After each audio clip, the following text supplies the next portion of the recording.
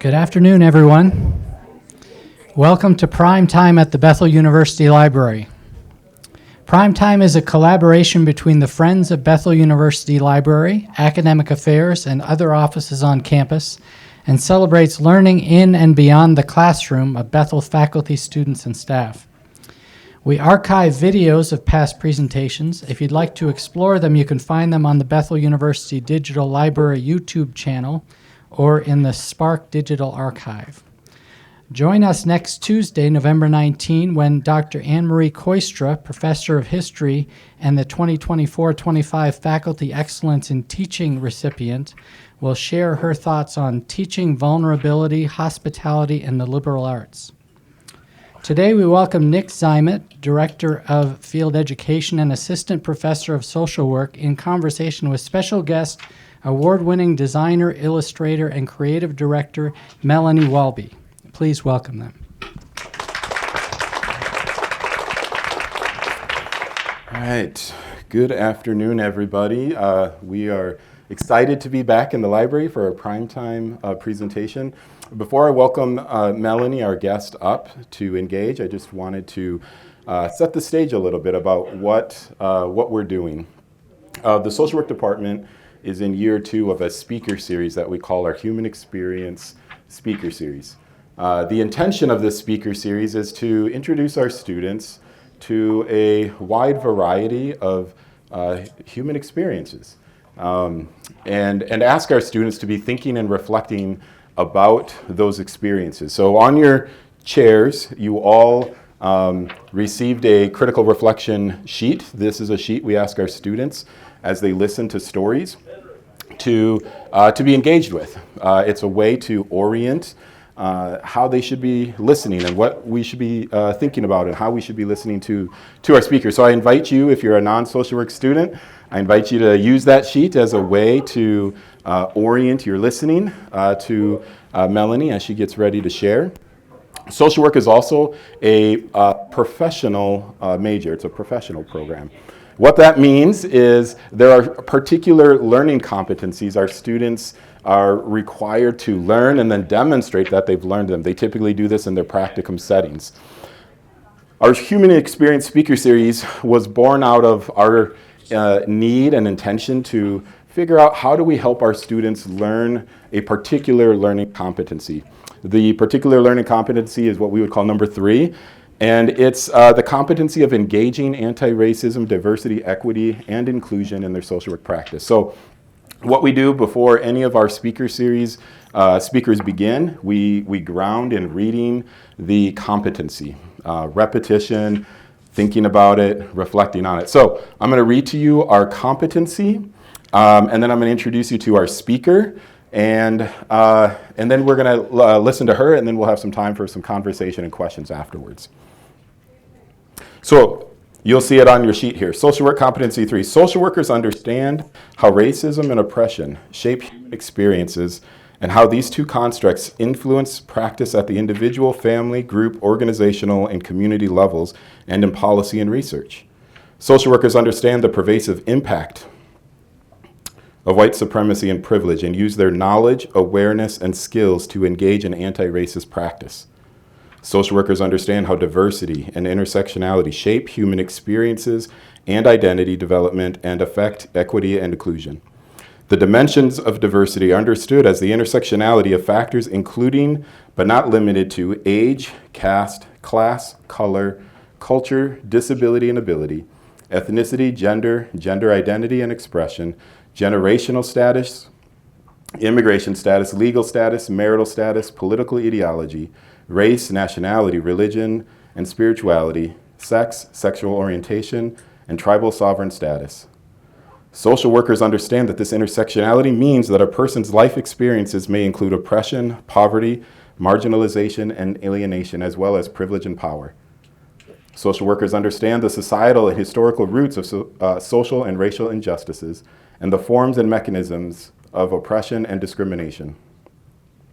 Social workers understand cultural humility and recognize the extent to which a culture's structures and values, including social, economic, political, racial, technological, and cultural exclusions, may create privilege and power, resulting in systemic oppression.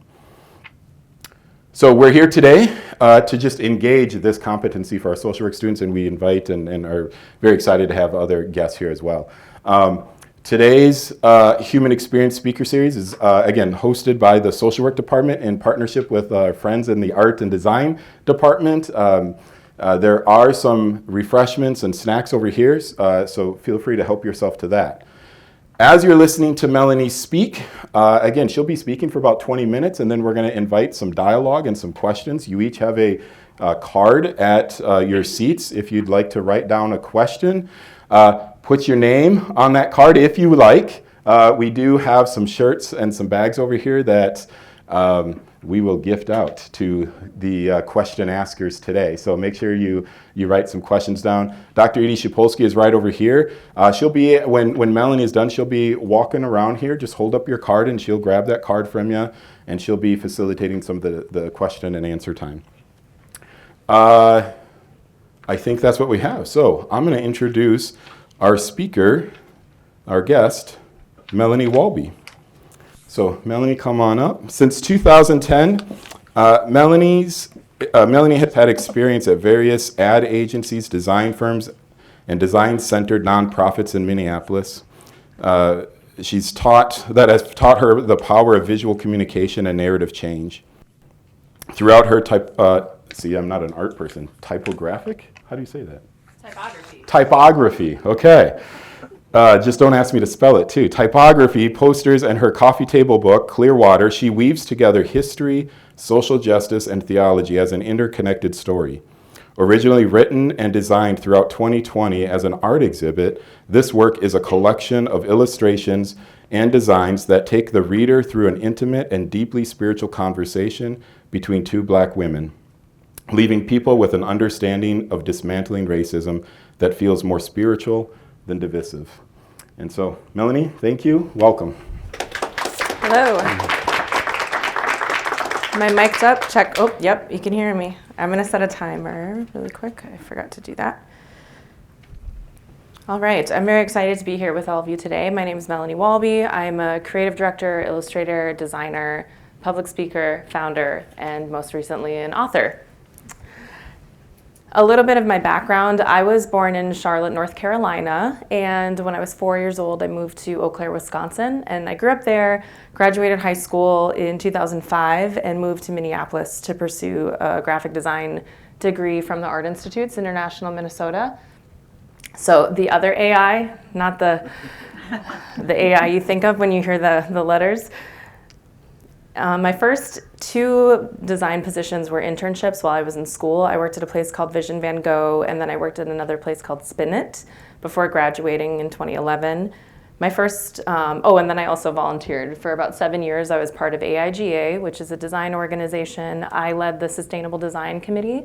I've been a board member, a committee chair, and director of sustainable design. We did events and taught people about the living principles of design and environmental justice. In 2011, I had my first full-time job at an agency called Vetazelo, and I was there for a year before going to be an art director at FLM, an agriculture agency that I worked at for 2 years. I used to do really exciting, sexy photo shoots in cornfields in Iowa. And so after 2 years of that, I decided to go to Media Loft, where I worked at a 50-year-old production company that does corporate meetings and events. And I was there for another 2 years before going to become a designer at Ideas That Kick. Kick works primarily in packaging and branding and design. And I was there for a year between 2016 and 2017 before going to the nonprofit sector. I started working at design-centered nonprofits, the first being Juxtaposition Arts. I was there for a year. Juxta is a teen-staffed art and design center in North Minneapolis, and they have youth apprenticeships where they teach the next generation of designers how to make an art practice, and they actually get paid to work on real client projects. I was their comms manager, so I got to do all the newsletters and tell everybody how great they are. And then I went on to lead the design department at Pollen for 7 years. Pollen is a media arts organization that uses the power of narrative change to teach people how to be more just and loving through story. I left my role in Pollen on May 31st of this year, and since then I've been 100% self-employed. I founded Good Graces, and now I have a home goods brand where I sell my art and use my print to guide people to have important conversations offline and in person. So for as long as I can remember, I have been making art to try to get people to care about other people. And when I was thinking about coming here this week, this was scheduled months ago, but I knew it was going to fall after the election, I was just thinking about how to tell my story in a way that encourages people to care about other people. So the first thing I'm going to do is share something that I think a lot of people are having a hard time imagining right now, and that's common ground. I'm going to read a list that I wrote over the summer, and this is a print I made for the Minnesota State Fair, because I don't know if you've been to the fair, but everybody goes, so it's a lot of different types of people. I made this for them. Oh, it was building. Okay, I think this is the older version, so I wasn't ready for it to all come up at once, sorry. People want to go to the doctor without worrying what it will cost. People want to work one job for one salary that covers their bills.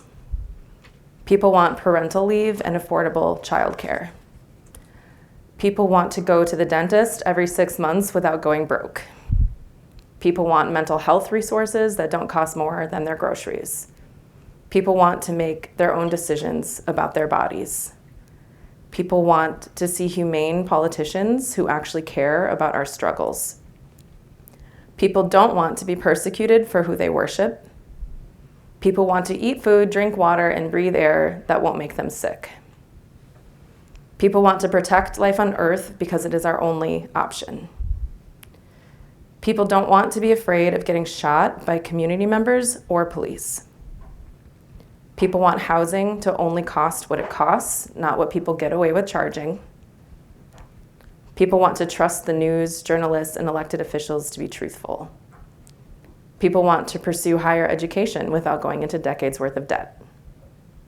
People want to love who they love without fear of judgment or violence. People want regulated nervous systems. People don't want to support wars and genocide. People want responsible leadership. People want to see our tax dollars enrich our community. People want to feel hopeful again. And people want that now. So we're going to start there in a room full of a bunch of different people and just agree that we all agree on that stuff, right? So now, travel with me, if you will, back to 2019. I'm going to tell you a story of something I made that I'm very proud of. In 2019, there was a racist incident at UW Eau Claire, Wisconsin. A group on campus had a Black men empowerment group, and all they did was promote that they were going to have a meeting. And a group of students responded by saying they were going to have a white men empowerment group. And as you can imagine, it was a picture of a burning cross in the KKK. They put that up on their Snapchat. So this made national news. And as I mentioned earlier, I grew up in Eau Claire, Wisconsin. And so this was my whole Facebook feed, friends and family, people I grew up with, educators, etc. But what I noticed was everybody was kind of having this vibe, like, I can't believe things like this are still happening. And that's what made me really angry, because Black people keep trying to explain why these things keep happening, and we haven't been listened to for centuries. So what I did was I started writing. November 2019, I had this article called Too Sensitive, and I thought it was an article at the time. And what I was talking about is how the culture that allows people to make it all the way to an adult, thinking that jokes like that are okay, is what needs to be addressed. And until we address the culture, those incidents are going to still happen. So punishing one student doesn't solve it. In December of 2019, Clearwater became what I was writing. An art exhibit that has now become a YouTube video with over 800 views, a book, a coffee table book, and a series of events that I just keep putting back up because even though I wrote it in 2019, we still need to read it every single year. I set out to expose and make public the myths in which people use to justify the violence against us, inspired by Ida B. Wells, one of my personal heroes. And she has a great book, The Light of Truth, which is a collection of her journalism in the 1800s. Clearwater became part of me. It is like part of me now. The exhibit walks through a private conversation as though two Black women are talking about how to heal when we live in the world that keeps coming at us. I often say that I pretended like I was writing to my sister. It's like a letter to Bethany. And it starts out really angry and going through all these things that you want other people to unlearn. But then after you feel that rage, almost like it's going through the stages of grief, it starts to get more floral and sparkly and more healing and more encouraging and affirming. Not for people who need to get aware, but for people who are already aware and very tired. It asks a lot of questions, like who taught you to see truth as conspiracy and justice as radical? Because this world will continue to lie to you, and unless you dig deeper for the truth, you will continue to fall for it. I spent most of 2020 designing the illustrating the characteristics of white supremacy culture into poison bottles, because when I go through them, I can see a lot of the abusive behavior that we can all see in our interpersonal relationships and in people in positions of power. And I think it is a tragedy the way that we talk about these things like fear of open conflict and defensiveness and the right to comfort as though they are just Minnesotan or Midwestern or passive aggressive, because they're actually quite violent and abusive. And I think when people are exposed to the actual root of it, they do examine themselves and they want to change. Sorry, I just hit the mic.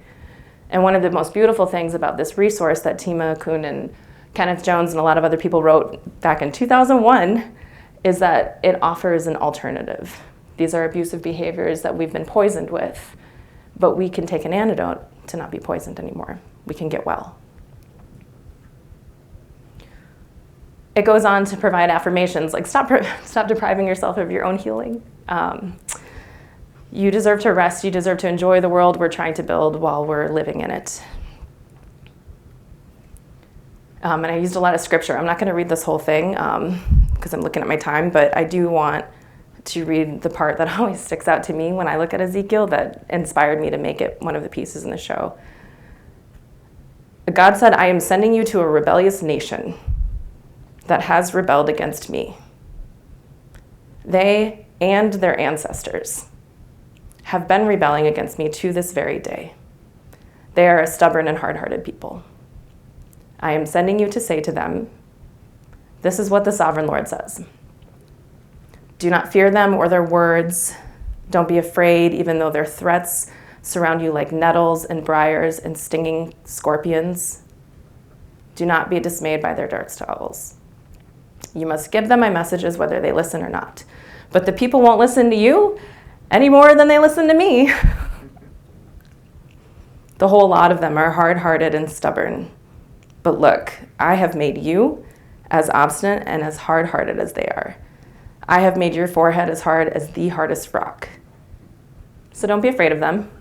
Do not fear their angry looks.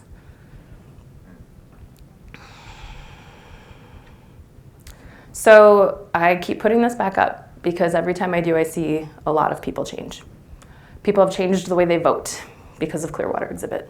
I have people in my life who used to refuse to study racism and couldn't handle confrontation, and now they have experienced it as a way to love, like loving corrections, and they are doing their own studying and they're correcting their friends in loving ways that don't destroy relationships, but just teach people we don't want to abuse each other.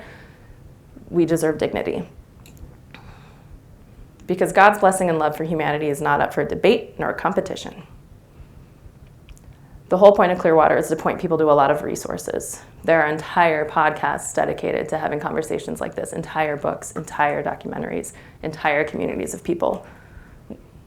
We don't have to start from scratch, even though Christian nationalism on the rise is starting to become something that people are just now becoming aware of. There's a lot of people who already knew that was happening, and they've been writing about it for a long time. And we just have to know how to fight it the way that they've always been fighting it. And a lot of that comes with scripture. There is much more we'd like to say about this, but it is difficult to explain, especially since you are spiritually dull and don't seem to listen. You have been believers so long now that you ought to be teaching others. Instead, you need someone to teach you again the basic things about God's word. You are like babies who need milk and cannot eat solid food. For someone who lives on milk is still an infant and doesn't know how to do what is right. Solid food is for those who are mature, who through training have the skill to recognize the difference between right and wrong. Can you think of anybody who would benefit from reading this out of the Bible? Congress, maybe? Anybody? Some of your family members? So much of what needs to be said has already been written. A lot of this is not new. It's old. But what's also old is God sending peacemakers to fight against injustice and violence and hate. So I'm here today to tell you you can find your power in whatever it is that you are good at. I am very good at graphic design, and this is what I'm doing with it. And whatever you are good at, it might not be making an art exhibit, but it'll help you be able to say what needs to be said in a format where people can't interrupt you or talk over you.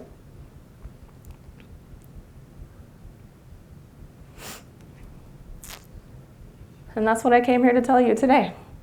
So now I think we're going to do a Q&A, or a little panel, and invite you to have a two-way dialogue with us and continue this conversation.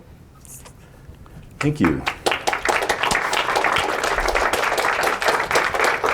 So again, you've got some cards at your spots. Dr. Shapolsky will be mingling around, collecting cards that you might have some questions or maybe a comment that you'd like to engage in. And again, I want to invite our partners, feel free to interject, Amanda. So Melanie, I've engaged in your work a couple times over the years. So I actually first became aware of your work because a coworker of mine at the hospital I used to work with, I believe either it was like a neighbor of yours or something over in the Midway in St. Paul. Oh. Somehow over there. And she shared your YouTube video with me. And actually, I might have just seen her share it online. And that was the first time I had engaged in your work. And from there, I think I liked all the things I needed to like so that you started entering my social media space, and then that's when I saw the exhibits that you all had in Minneapolis. And so to everyone out here, like the first thing I often just tell students is, yes, like there are pieces, there is work, there is things out there, and let your spaces like work for you. So yeah. A like here has led us eventually to this space where every time I engage you and listen and attend an exhibit, I'm challenged more. Something more makes my hair stand up and the goosebumps on my arm come up, and then that sits here and I think about it. I try to keep myself from reacting, not reacting, but by jumping into the thought too quickly. And so I just want to thank you for all that space. I'm just wondering, you started this exhibit in Eau Claire, right? That was the first place, like Clearwater, was that the first exhibit you had? And you've had it in a couple different spaces. Tell me the variety of like interactions and people who come into the exhibit. What are some of the reactions again you get from people? Some of the questions or some of the things people. How do they engage in the exhibit? They've all been entirely different because in 2021 it was COVID lockdown, and so I didn't engage with anybody. It was video, and they streamed it online. I was able to see a handful of people after they walked through, and so it was kind of like a after the fact retrospective. And I do remember there was one night where it was actually streamed live. UW Eau Claire streamed it, and I know that over 200 people were there because of their stats, but also just because I got inundated that evening with text messages from all of my friends and family who had watched it and all of just what they were going through. And I would say the short version is people cry.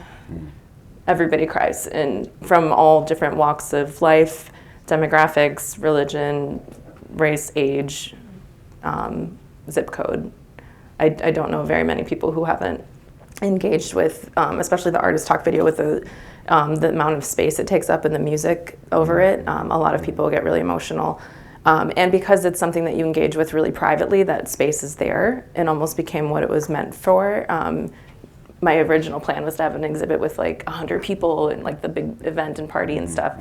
COVID took all of that away, but I wouldn't have been able to plan it better to have that experience. And then the other two, I will say, I added because I did still want that experience. So in the Minneapolis one, it was just me being like, well, I want to see what it looks like for people to come through.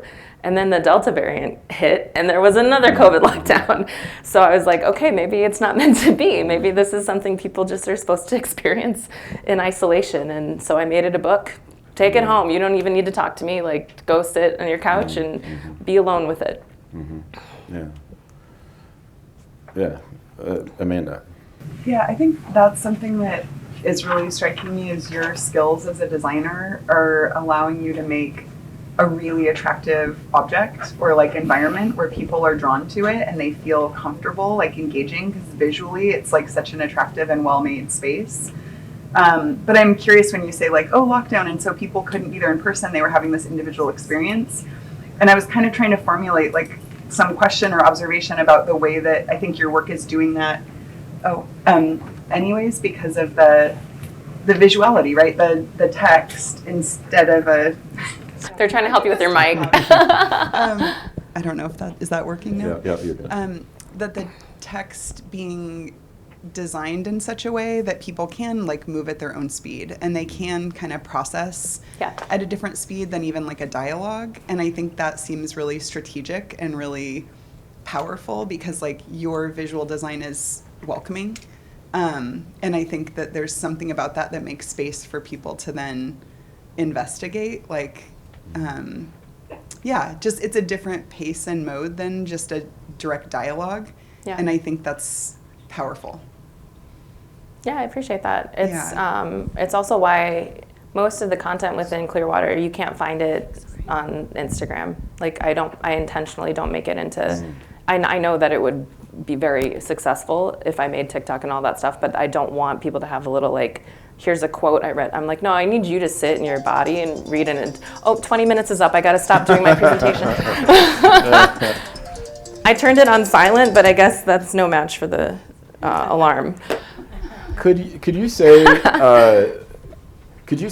so there was the piece up there that talked about what kind of instigated or was prompted everything, right? This like, I can't believe this is still happening, like this thought. So there's that, and then as people walk through, I imagine some of the variety of thoughts is some of this like that continuing as people engage in your work. I was wondering if you could maybe say a little bit about like what more than like the art piece there. What is the experience for somebody who's like somebody who may not understand that I can't believe this is still not happening. Yeah. Like I feel like that sometimes is the hardest thing to try to communicate how hurtful that is when somebody kind of gaslights that experience and they have shock over something that's not shocking anymore. Yeah. For those who have a hard time engaging in the art piece of it, are you able to give words to the hurt that happens with something like that, or the anger that happens in a space like that? I think the reason Clearwater does that is because it's, for people like that, it's a really rare experience where they go into something that's about racism that doesn't center whiteness. It's not saying, here's what you need to do and here's what you need to learn. I'm talking to my sister about how to pray to a God that put us in this earth with all these people who hate us for our skin color. Like that is more powerful than saying, can you please read a book so that you can learn how to treat me with dignity? And that's why when people go in and they're like having a hard time in previous context learning about racism, I just think a lot of people have used the same word, and that word is disarming. It's very disarming. Yeah, go for it. So Melanie, thank you. We have 8 or 9 questions here with about 19 minutes left. So sure. Just so that you can gauge your responses, but feel free to answer longer if you wish. The first question is, how do we reconcile political division in our families if they're unwilling to see the humanity in both sides? How do you go about these conversations? I make art exhibits and send them to the gallery, and I publish books, and eventually they realize they're wrong. I'm not kidding. That's what Clearwater reconciled conflict in my family. Next question. That's great, wonderful. So another question from a student: have you experienced pushback, especially on your exhibits? And if so, how have you worked through those experiences? I will be honest, I don't experience pushback with Clearwater, and I think it's fascinating. I've never been yelled at. I can't remember any time. I will say there are other moments where people don't have the whole full body of work, or they just read a piece of it, and those are the people who get really triggered because they don't have the whole context of the whole letter that I was writing to my sister. When I do experience pushback, like the white man who yelled at me at my Minnesota State Fair booth, I just really try to hold it down and be really firm in saying, I make things that are really beautiful and loving and healing, and if your first reaction is your only reaction, then I can't engage with you because you're not even actually interested in hearing it. And I just know how to keep myself safe too. Like I don't put myself into situations where I know that I'm going to be harmed, and I make sure that that's another reason why I don't have a lot of my content on social media, to be honest. Like I think that if there's some one-liners in Clearwater that would probably get me really yelled at if it got into the wrong corners of the internet. And so I think I've just kept myself safe from that. Thank you. Another question: what gives you hope? My memories. Cole Arthur Riley is the author. She wrote This Her Flesh and Black Girl Liturgies. In This Her Flesh, she talks a lot about how your memory is a really powerful tool for resistance. And my memories give me hope because there's been so many moments throughout history that have felt really terrifying and hopeless. And we also have beautiful stories alongside what that happens. Like no matter what we're up against, there's always going to still be some good news, and we just have to find it and not use that to negate the terror and like the real concerns that we have, but to at least hold on to the belief that there are a lot of good people and that we're gonna protect each other. Before you ask, can I ask on that idea of kind of hope and your work here? Do you, since you originally created Clearwater, have you, or maybe you do this anyway, do you engage the work on a regular basis, just kind of a walk through yourself? Is it an ongoing, space for you? Yeah, sometimes when I'm really angry and feeling hopeless, I'll read it and I'll be like, who wrote this? Whatever, this is, no.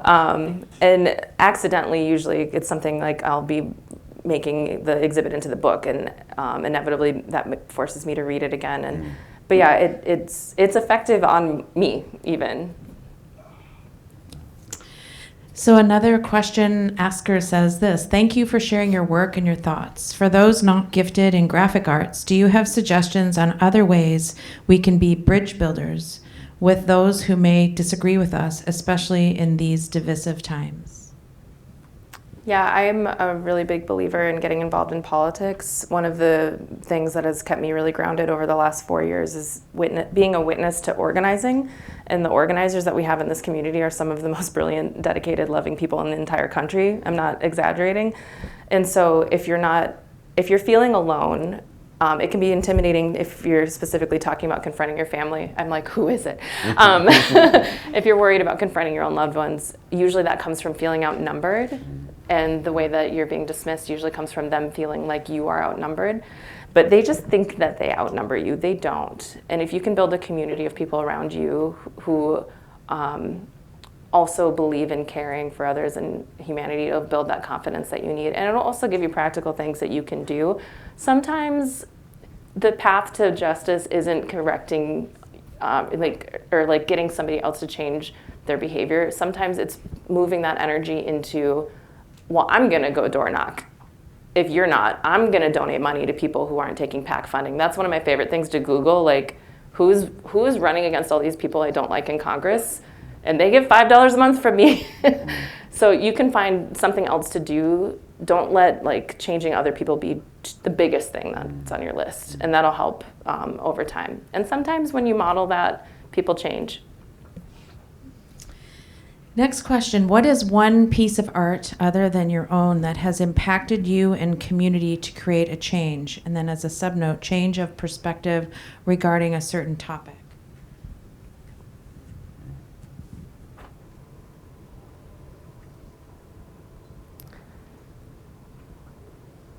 Damn. That's hard. I'm like, I can pick one. I'm just thinking, how do I pick one?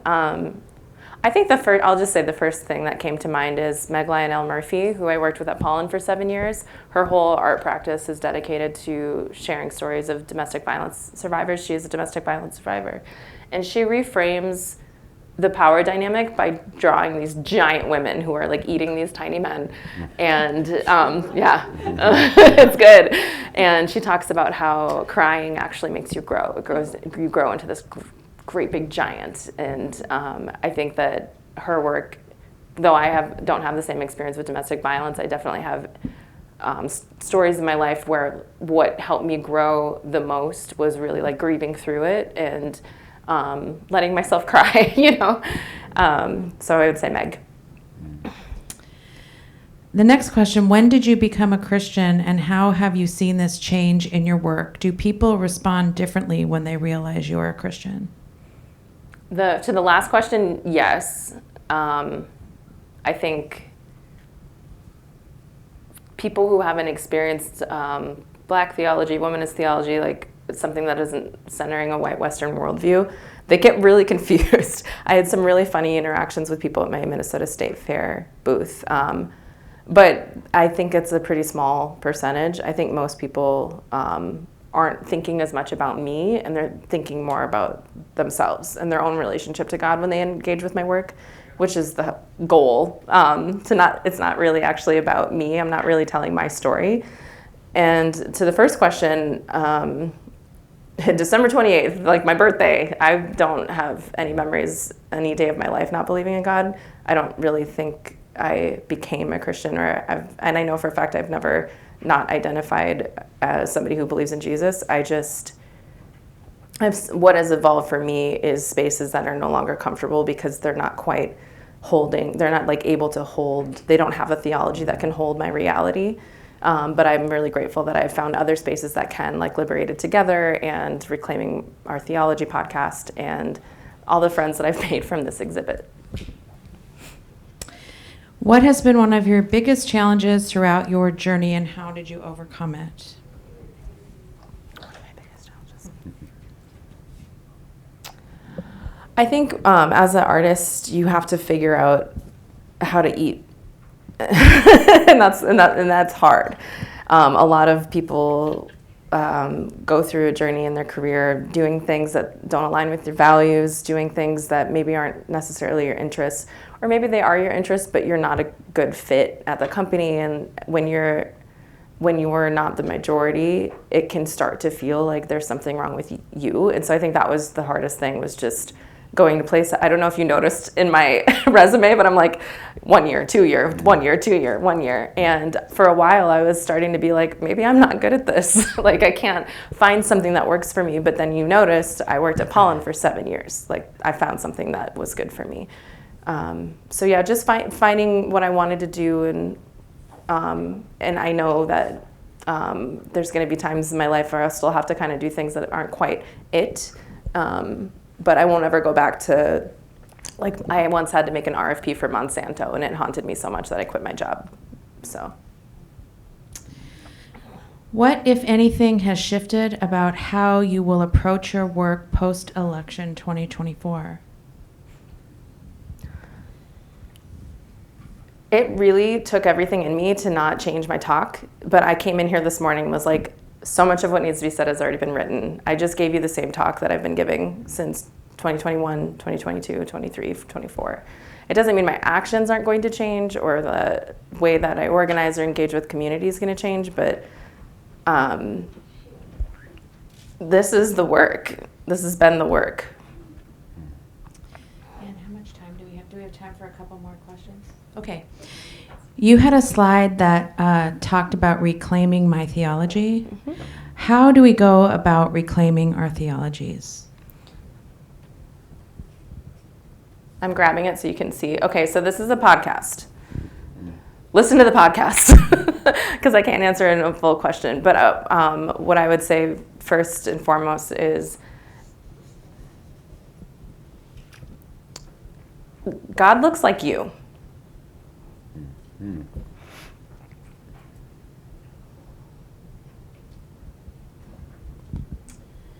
Thank you. Another question, which is a great one. How do you reference correcting in loving ways? How would you tell us how to go about that? Anytime somebody, I have two stories in my head right now. So there was a woman who said something to me that was really shocking, and I know her really well, and I know that she probably doesn't know how shocking what came out of her mouth sounded. And so in my mind, I literally was thinking the cheesy, like, what would Jesus do? And Jesus would tell a story or ask questions. So that's what I did. I looked at her and I said, would you say that about my dad? Because my dad's black. Would you say that about my dad? And she looked at me. And then I said, would you say that about my sister, my cousins, me? You know, I just was asking her questions. And in that conversation, she immediately told me that she would never want to offend anybody and that she was grateful that I talked to her. And the reason that she felt comfortable immediately apologizing, she was never defensive. And then we went on to have like a 45-minute conversation with her and her husband, who her husband is a veteran, he's a retired veteran, and told us all these beautiful stories we'd never heard before about meeting people when he was serving and how that changed his perspective. And that wouldn't have happened if I would have sat silently. She would still be out in the world making comments like that, but now she knows not to. And so the first thing I'm saying is approach it with a lot of trust that people deserve at least one chance and one only to prove if they're the type of person who really doesn't realize it. And when they show you, like, you can believe what you see. If they're somebody who demonstrates that they want to learn more, then they will. And then the next thing I will say is try it a lot, because you'll start to gather these memories, and the memories will help you in the next moments. You'll remember that it actually the world didn't end when I said this thing to my person. The relationship didn't end. And I think so many people are afraid of those two things, the relationship ending with that person and the relationship with all the people who witnessed the correction. Like, that is the fear. And you just have to, that's what I wrote. That's why I made Ezekiel into a poster. Do not fear their angry looks. Tell them to treat you with dignity, and it might go well, and then you won't have an abusive person in your life.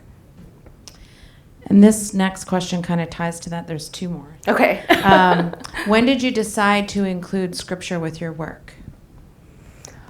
You know, I have a funny memory sitting at my church, and it was a long time ago. I can't even tell you. Like, maybe it was like 2016. I just feel like God said to me, you never make anything about me.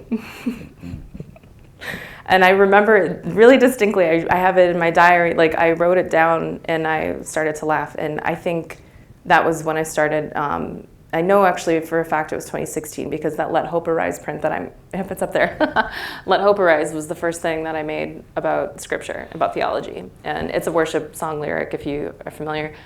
So that's my answer, 2016. I like that you remember the date of that.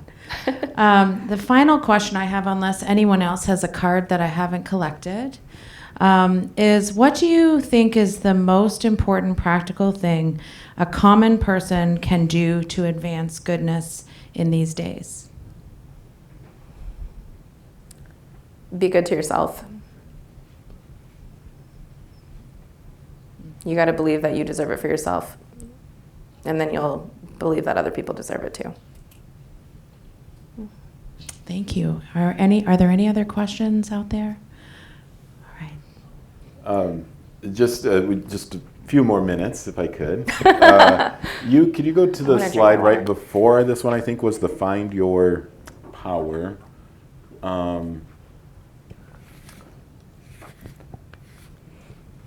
Can you help ground that for, like, again, I'm thinking in my head in one space, this is a letter from me to my, well, obviously not me, you to your sister, right?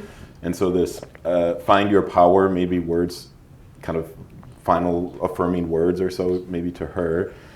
But someone who might be removed, that's walking, through your exhibit, walking through your book. Like, what? Say a little bit more. Like, what did you mean by find your power? What is that? This isn't in the book. This is just for Oh, y'all. this isn't, okay. Yeah. Ooh, a Bethel thing. This is the Bethel edition. All right. Find your power. Nobody's powerless, and you can believe the lie that in order to change the world you have to do some drastic thing, or you can look around at your life and the people that you're surrounded by and see the ways that you have an impact on your world right now as it is. Just change your little corner. And if we all did that, everything would get better because we'd all be doing it. And that's also Ezekiel. I'm obsessed with Ezekiel, but that's also Ezekiel. His whole, we all know the chariot, like his whole big thing that happened. The whole point of that is he had this grand dream and he was going to be this like famous priest and all these things that were coming to him, these visions, and God put him right back to where he was. It was like, actually, I need you to just talk to the people you're around. And that's why he was so afraid, because it was people that he knew really well. And they were like, Ezekiel, like rolling their eyes, like, you think you're some prophet, It's kind of like when you really, really read it, that's why it's so powerful. But that's where most of our power lies. Like, whatever you are already doing and whatever your skill set already is, like, that's what you put towards justice, and that's how we build a better world.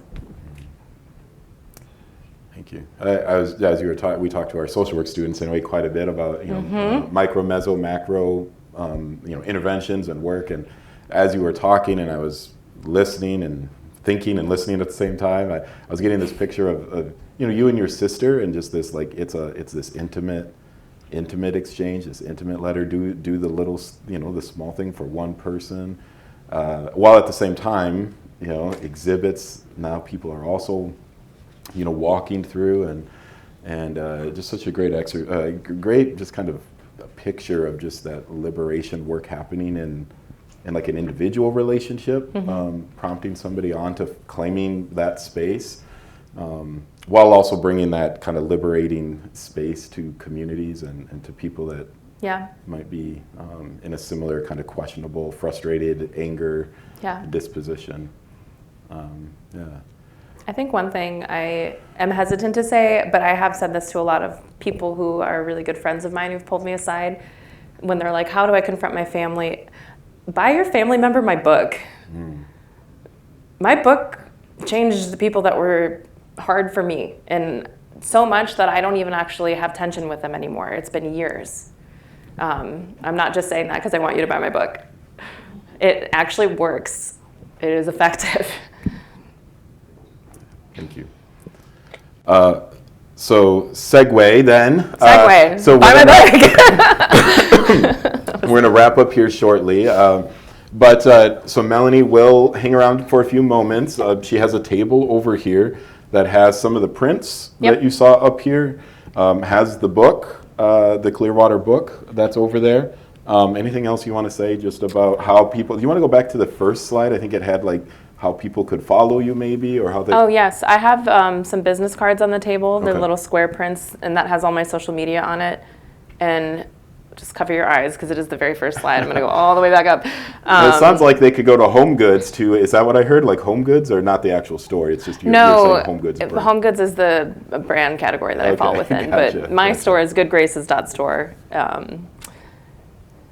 And then, if anybody wants a book, I will sign them if you come up and bring them to me. I have a pen in my pocket. All right. So stop by there. Take a look at her things briefly. You can chat with Melanie. Don't go off if you're someone who turned in a question card. I don't know how many questions we got, but we have some shirts here that we will figure out that way to get those things to you. So maybe after we go off the Zoom here, we can shout out some names or something. But I do see there is still some lemonade and water and cookies over there. Thank you again to the art department, our friends there, for providing that stuff. Otherwise, Melanie, thank you for sharing your work with us and being here today.